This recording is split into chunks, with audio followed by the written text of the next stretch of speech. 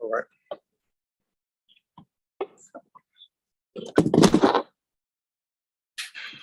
All right. So, greetings, scholars. Greetings, YouTube. So we have this question that comes from Calculus for Business. This comes from our section 1.8, question 21 from the back of that section. This is covering higher order derivatives. Here we're asked to find the second derivative of this function, right?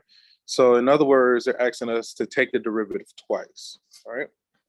So let's start by taking the derivative, the first derivative. So then our f prime, actually, before we take that derivative, let's rewrite this this radical as a rational exponent, right? Instead of trying to work with the square root, we're going to rewrite this guy as, now the radicand or the inside part stays the same, but it's saying the fourth root of that thing cubed. We're going to rewrite that as this radicand to the power of 3/4, right? So when we have radicals, we rewrite it in that fashion. Now, when we go to take the first derivative, that exponent comes down, okay? We get x squared plus 3. Then now that becomes to the power of a negative 1/4. And then we got to say times the derivative of the inside function is going to be what? 2x, okay? So when we go now to find the second derivative, we take the derivative of this result, and it looks like we have to apply the product rule, right? So the product rule for a derivative for differentiation is what? The first times the derivative of the second plus the second times the derivative of the first, right? So this is going to be the first, which is this guy, 3/4 x squared plus 3 to the negative 1/4. So that's the first times the derivative of the second is just going to be a 2. So I'll just say times 2. First times the second plus the second, which is this, times the derivative of the first. So now we got to do that derivative again. So that means the power comes down. 1/4 times 3/4 is going to, in this case, it's going to be a negative 3/16. The radicand stays the same, x squared plus 3. If we subtract 1, that becomes a negative 5/4. And then times the derivative of the inside function, which is going to be, again, another 2x, okay? So we get here. So then the goal is, okay, can we want to try to factor and simplify this. Now let's see if we can identify what are these two terms share? The main separation is like this plus here. So we want to see, can we factor out a common factor or term? Let me see. It looks like the only thing would be that guy. Not other. There's a 2, but okay. So instead of trying to factor here, let me see. All right, I'm just going to rewrite everything, right, to account for those negative exponents. So here we have a 2 divided by 4. That's going to become 3/2. Actually, yeah, 3/2 there, okay? So then that's going to become, now on bottom, it looks like we're going to have the fourth root of x squared plus 3, okay? And we said that was what? 3/2. So then we could say 3/2, okay? So that's the first term condensed. And then we're going to say plus.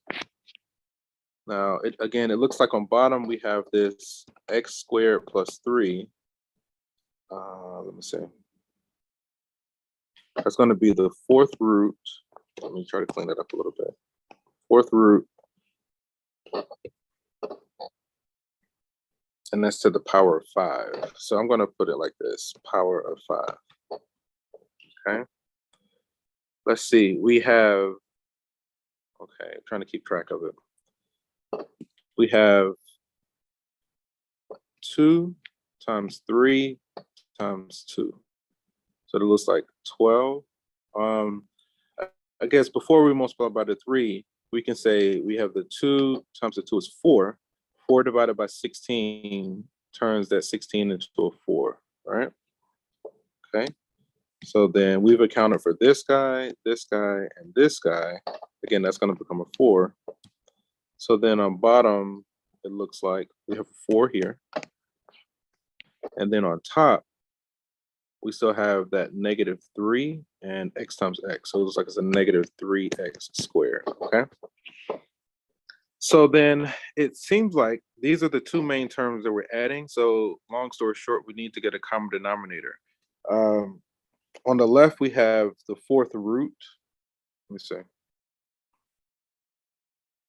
We have the 4th root of the x squared plus 3. And then on the right, we have the 4th root of x squared plus 3 to the power of 5, right? So it looks like to get a common denominator,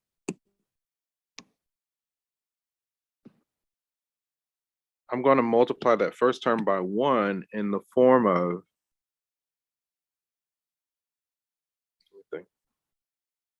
to the power of 4. It looks like we're just multiplying by 1 in the form of x squared plus 3 over x squared plus 3, right? I'm just going to write it a little bit different so that we can keep it as a 4th root radical, but we're really just multiplying by 1. I'm going to write it, let me think. This is a little bit redundant, but I'm going to write it as, so, okay, here, let's say this. What it really is this guy, right?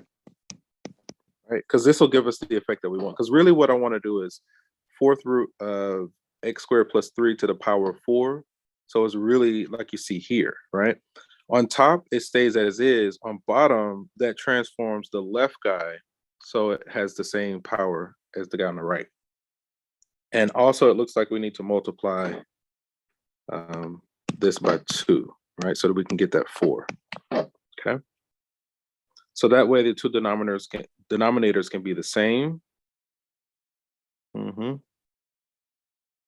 Okay.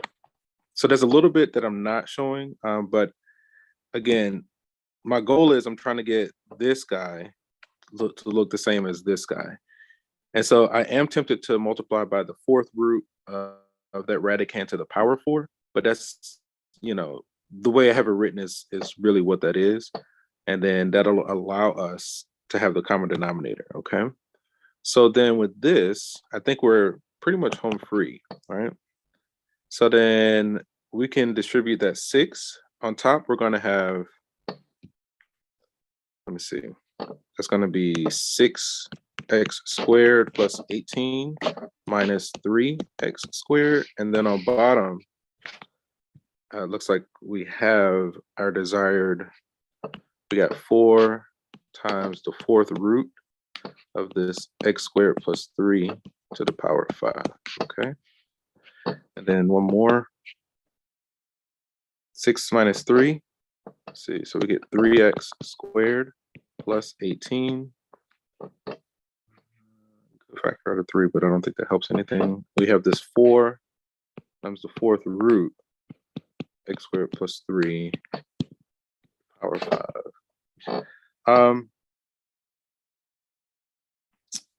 Okay. We can factor out x squared plus 3 there. And that's going to be what? X squared plus 6. So it's not going to cancel. Because like if that's the 4th root, that means we have a complete power inside that radical. So we can break that down a little bit further. So then that's actually going to become, I'm just going to kind of, so again, this is 4th root, but we have 5 of them. So that means a whole one comes out. I'm going to go ahead and distribute my 4 as well. So then that's going to give me 4x squared plus 12, okay? And then we still have this 4th root of x squared plus 3. I feel like there's something maybe, it's going to be what? X squared plus 3. And that's going to be x squared plus 6, right? Okay, I am gonna piggyback. I think we have the result. I think I may have gone a little bit too far. It's either gonna take on this form or this form. It's one of those two. It should be. But let's look and see what we have as far as prepared notes. So, oh, they left it as the 5. Okay. X squared plus 3, fourth root, power of 5, 3 times x squared plus 6. That's fine. Okay. Okay. So let's go back and rewrite it. And what did we start with? Yeah, we started there. It's weird that they kind of left it like that, but that's fine. Okay. So where we were, like I said, it was the other one, right? So we're gonna just go ahead and get rid of this. And let's just do one more step to get it in the form that they have. So if we factor out a 3 on top, we'll get this guy plus 6. Okay. And what they ended up doing was leaving that as a rational exponent. They said 4, you're going to have this x squared plus 3 to the power of 5 by 4. Okay. And I think that's what they got. Okay. So, with these, I do encourage you all to definitely seek out the tutors. I encourage you all to work together. Okay, I think that's it. Let me just copy and paste just to do it side by side. Let's copy, and you see it here. No, that's not what I'm trying to do. Let's try this again. Let's paste. Let's look at this.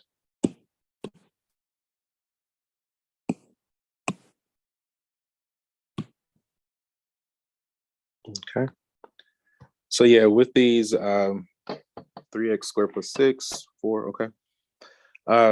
Yeah, you got to take your time. They do get nasty. You just got to line by line, step by step, take it slow, okay. So with that, we're going to go ahead and end the session here. And from one beautiful mind to another, enjoy the rest of your day. Take care. Peace.